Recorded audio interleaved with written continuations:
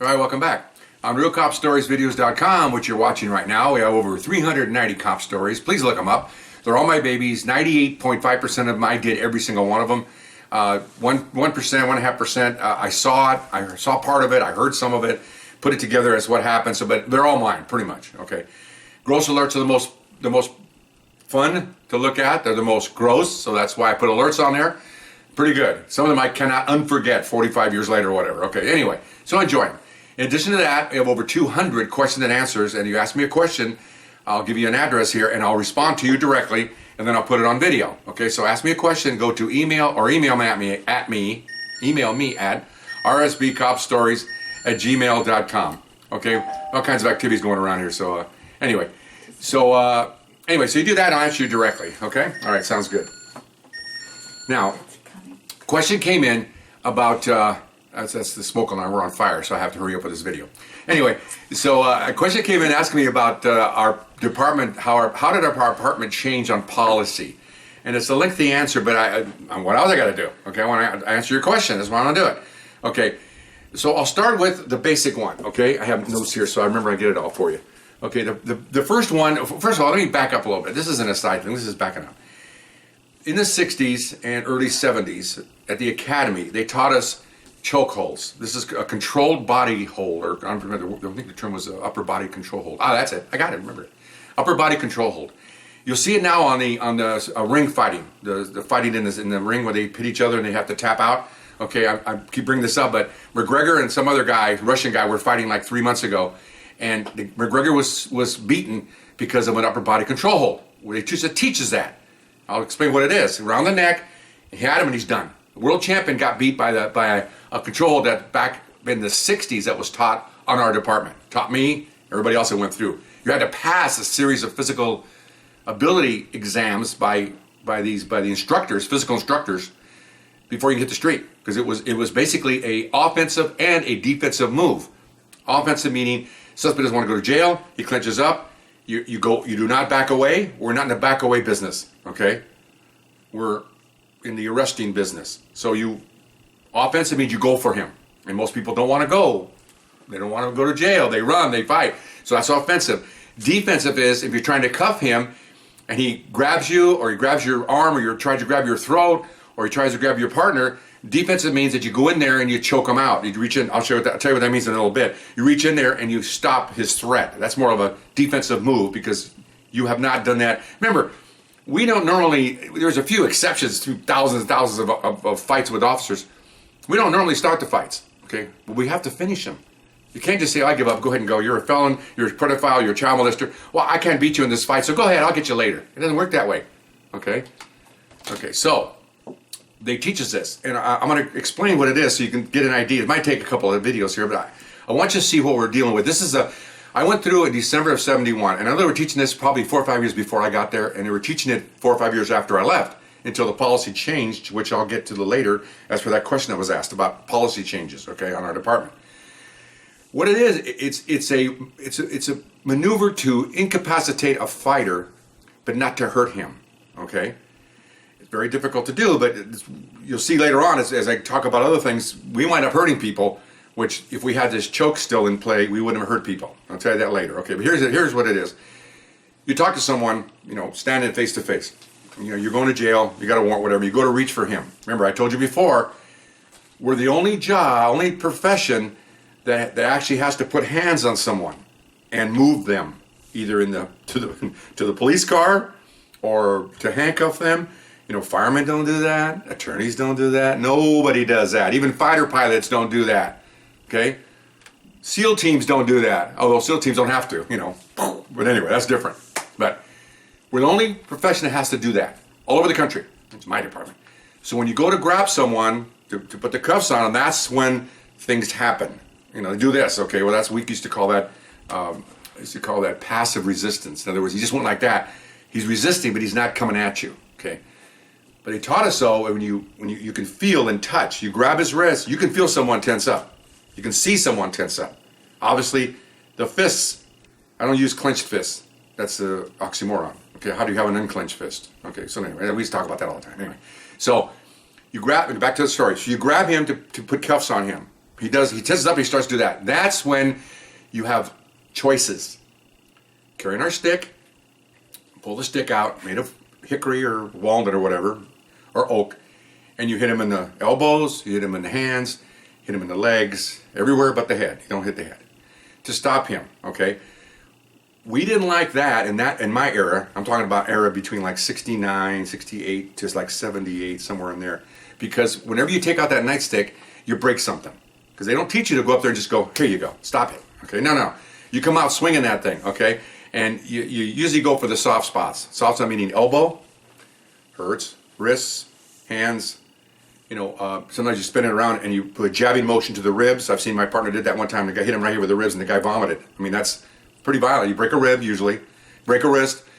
Problem with that is when you hurt someone and break something, then you have to take them to the hospital, you have to write a report, the supervisor has to investigate it. It's a whole bunch of things to do what you're basically authorized to do. So guys shied away from that, put it away, because we had an alternative. It's going to change later.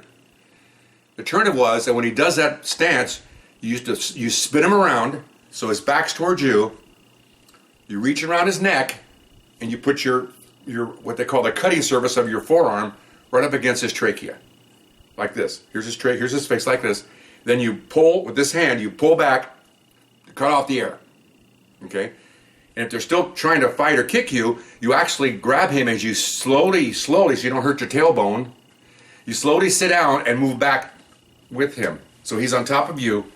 A, you still have him in control. B, it scares the hell out of him. If you ever had anybody grab you and pull you backwards, it scares you. Where am I going? Okay.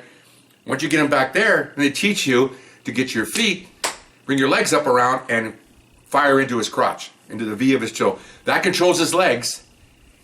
I used to do a little extra kick in the groin, because remember, where that goes, this goes. It doesn't like it, ouch, I give up. I've done this a lot, you can do, so that's an added bonus doing that. And again, if his legs are like this, you don't have to see where you're going. When you bring your legs around and kick, the natural V of someone's legs goes right to the promised land, okay? So you come in quick with those legs and you wind up, you pull them in the right way, which I did. I've got long legs, I'm a tall guy, or anybody can do it. You wind up hitting the groin area. And that usually takes their mind away from trying to bring because naturally their first instinct is to bring their hands up and try to pull your choking out. You come back and fall, he forgets about that, kick him in the groin, and usually he just gives up.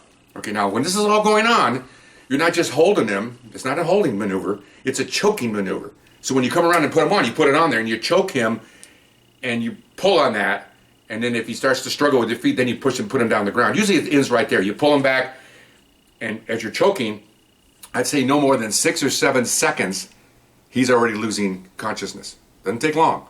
It's right here, okay? Maybe 8, 9 seconds. Doesn't take long. If you do it right. Put him in there, all of a sudden he starts flying, and then all of a sudden you see him drop. Okay, as soon as he drops, and you know from experience that he's out. Normally, I never had one fake it, because you can't fake it because it's for real deal. Okay, So once he does that, then you drop to your knees, you roll him down, and you cuff him. Okay, that's it. Real simple. Okay, another one, same thing. Only that was the bar arm they used to call it, bar arm control. The other one was the carotid, okay? And this is a little more sophisticated because it takes a little more of a deeper maneuver, but it was done by some guys that wanted to do it. Some guys I had bony arms. Some guys were more defined in their muscle area, their biceps and whatnot. So they liked the carotid. And what the carotid was is the same thing, only instead of going here on the neck, you go farther in and you put his chin right here in the V of the elbow. Then you grab his shirt. And of course you grab your arm also to make sure he can't pull that out. And as you're doing that, you pull in this way. Well, the camera gets that. You pull in this way. And what's happening is the bicep and your muscle here are pulling on the carotid. It takes a little longer to knock them out. Maybe another 8, maybe 9 seconds. This is all fast. Maybe 10. It seems like an eternity when you're putting it on. You think, I'm going to kill this guy. Because I could sit here and count to 10. You think, wow, that's a long time. Yeah, it is a long time in the sense of counting down to 10. But when you're fighting someone and you're pumping, he's pumping, you gotta do that. It stops his motions, really, and that's a good one too. It's a good one. Same thing. If he starts to kick or starts to jerk around, then you fall slow. You drop slowly to your back, on your back, bring your legs over around his body and control. That's kind of a neat package because we practice that at the academy. We combat wrestle to graduate. I wrestled a guy that was my same size, and he passed away a couple years ago, but a great guy. We're both the same size at the academy. We're together now, and we practice all these maneuvers and everything, and then we choke each other and under the supervision of the supervisor to make sure we can do it, okay? And a little side note there.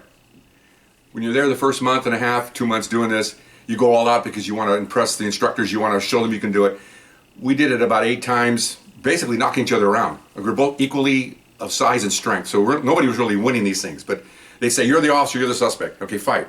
And then, then you could choke, okay, now you switch roles. So, well, after about 8 of these, we're having lunch one day, and I'll give his name, his first name was Al. I said, Al, why are we doing this? He goes, you're right, I was thinking the same thing. Let's just fake it, okay? Let's grunt and groan and holler and everything, but we're not going to, just don't choke each other. Let's do that. So we started faking it.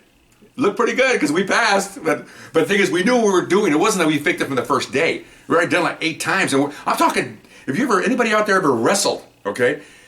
You wrestle someone at full speed, unless you're collegiate level, even high school, after about a minute and a half, you are dead dog tired. You're pulling, you're grabbing, you're choking. It's a nasty thing. It's tough, okay? So that's the way we were. So we decided to fake it. It was pretty good. It was pretty funny. We give each, after it's over, you guys are good. That's good. You're the officer. Tap you on the shoulder. Great job. And then we look at each other and wink and I walk away. We never told anybody, man. Never told anybody anything, okay? But that was, so now you're back to the carotid was the second one. Now, both have the same ultimate effect at the end. They both pass out, put them to the ground, and you cuff them, and it's over. Okay, then you make a report. You call a supervisor, and you have to go through you have to make sure he's okay. Oh, and I'm sorry about my sinuses. Here's what happens on both cases. Once you cuff him, put him down. We used to call it doing this police talk. I'm sure there's a doctor to explain an official term for this. We call it the chicken. They start doing the chicken, and what that means is that, remember now, this is not a killing maneuver, just to knock them out. So when they're down there, and you usually put your knee on to make sure they don't get up, they're already handcuffed while your partner gets things ready to put them in the car. Again, maybe 8, 9 seconds, they're out. You put them down, you cuff them. 2 or 3, 4 seconds, they're coming to. It's not a permanent thing. It's not to kill anybody, okay? So when they're coming to, we call that the chicken. What happens is, again, I'm not a doctor, but they're getting oxygen now in their body, and they start to twitch. They start to jerk. And then they all of a sudden, because they think they're dying, okay? Which they're not. So we used to laugh because they look kind of funny because as they're kind of getting their wits to themselves, so to speak. Their body movements are coming out. All of a sudden, maybe a couple seconds of that, maybe 3 seconds of body getting the air back in, and then all of a sudden they're fine. And of course, we say, "Are you okay?" Or the supervisor say, "Are you all right?" I'm okay. 99% of the time, the guys I choked out, they could talk. Maybe 1 out of 10 will talk like this, and then after you take them down to the jail, they're talking normal. So it's not an incapacitating maneuver, not going up with a fancy, brass knuckles or something like this and pop them in the throat. This is not for that purpose. This is not a bar fight. It's a controlled maneuver to take them into custody. LA Times, ACLU, they look at it different, obviously, because they're at home every night drinking wine, smoking marijuana, and talking about how bad the police are, and yet we're out here in the streets doing it every day. They have the luxury of sitting in their condos and penthouses, bad-mouthing the police. I don't think a single one of those people, even today, would ever go out there at night on a black area, Mexican area, and walk around and see what it's like in real life. No effing way. Politicians included. There's no way. Last place they want to be is with their people, representing their people. Yeah, right, I got you, all right. Anyway, so that's the result of that, the 2 chokeholds. And an added bonus, I'm running out of time here, as an added bonus, most of the time, they pee on themselves. Because remember, they lose their body function for a second. Well, like 8 or 9 seconds. Once in a while, you'll get a pooper, okay? I've done that where I've got a guy, I used to have, I hope I have time for this. No, I'll do it in the next one. I'll tell you what, a couple times, what I used to do a lot when I worked gangs. And again, it's nothing against policy, nothing against, it was just something I did because I was 6'4" and I decided to do this, and it was to my advantage to do this.